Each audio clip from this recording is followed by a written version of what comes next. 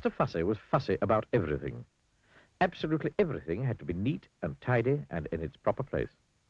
Mr. Fussy spent all day and every day rearranging his furniture and making sure that the flowers grew in a straight line in his garden and trying to find specks of dust where there couldn't possibly be specks of dust, because he spent all his time making sure that there weren't any specks of dust. One fine morning, Mr. Fussy was having breakfast. He was very fussy about what he ate. He opened the marmalade pot. "Oh," he exclaimed, "it's got bits in it." And he spent the rest of the morning separating the bits from the marmalade. Or, if you prefer, the marmalade from the bits. Fussy old fusspot, people used to call him. Then Mr. Fussy went out into his garden, and he spent the rest of the day straightening out all the blades of grass on his lawn. Fussy old fusspot.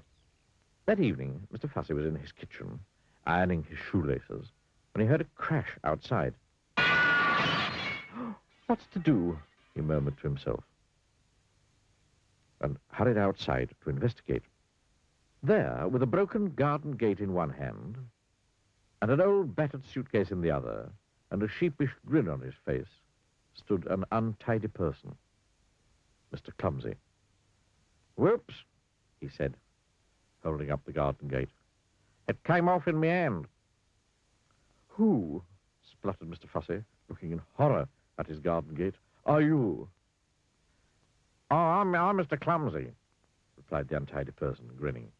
And he stepped forward to shake Mr. Fussy's hand, and tripped over and fell on the lawn. "My grass!" cried Mr. Fussy. "My straight grass! You bent it!" And he got down on his hands and knees and started straightening the grass. "But who are you?" he asked over his shoulder. "And why are you here?" "Oh, I'm your cousin, Blue," replied Mr. Clumsy. "Your long-lost cousin from Australia. I've come to visit." "If you look hard, there is a certain family likeness between them, isn't there?" "Well, aren't you pleased to see me?" continued Mr. Clumsy cheerfully, knocking over a flower or two as he got up. He picked up his suitcase, knocking over another flower or two, or three. Mr. Fussy quite obviously wasn't pleased to see him. "Oh, you'd better come in," he muttered. "I say," remarked Mr. Clumsy, looking through the front door of Mr. Fussy's house. "I say, what a neat little place you got here."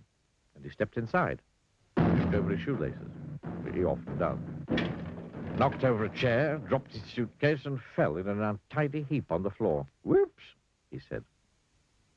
Mr. Fussy shut his eyes and heaved a sigh and groaned silently to himself. Later that evening, after Mr. Fussy had cooked them a meal, and after Mr. Clumsy had helped with the washing up, 2 broken plates, they sat down to talk. Mr. Fussy sat, as he always did, in a neat and tidy fashion. Mr. Clumsy sat, as he always did, in a not-so-neat and tidy fashion. "How long are you staying?" asked Mr. Fussy. "Oh, I don't know," grinned Mr. Clumsy. "Few days, week, year, haven't decided." Mr. Fussy groaned another long, silent groan to himself. And they went to bed. When he woke in the morning, Mr. Fussy jumped out of bed and went into his bathroom. Oh no," he gasped. "Oh, no." Oh, yes. Mr. Clumsy had been there before him. The towels lay in a heap on the floor.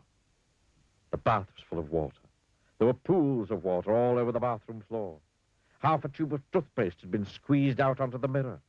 What a mess. Mr. Fussy made it all neat and tidy as quickly as he could. Then he hurried downstairs.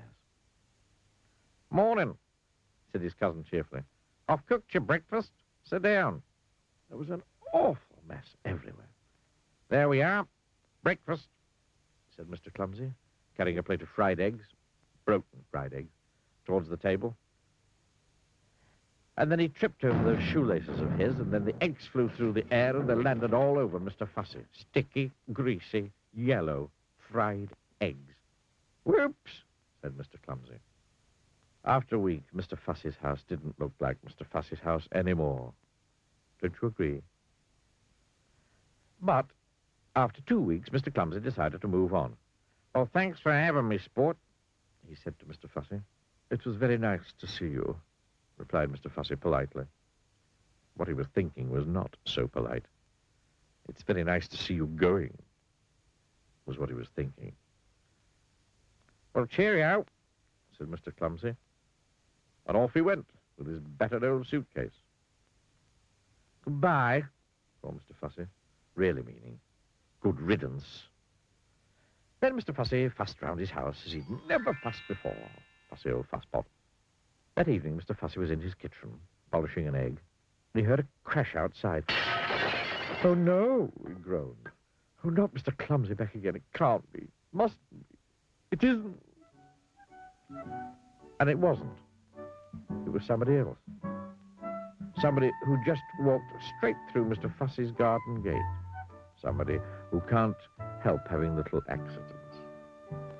Somebody you may have met before. "Hello," smiled Mr. Bump.